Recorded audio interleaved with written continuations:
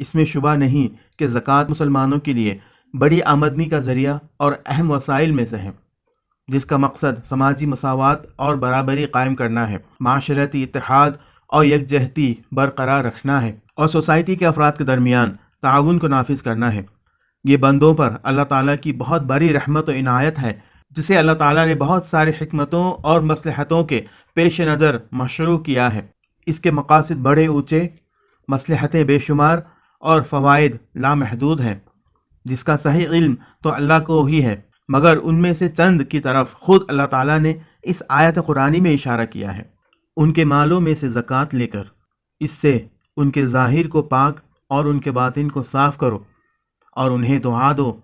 بے شک تمہاری دعا ان کے لیے تسکین ہے، اور اللہ سننے والا جاننے والا ہے۔ زکوٰۃ مالداروں کو گناہوں، لغزشوں، کوتاہیوں اور معصیتوں سے پاک کرتا اور ان برائیوں اور معصیتوں کا کفارہ بنتا ہے جس کا ان سے ارتکاب ہوتا رہا ہے۔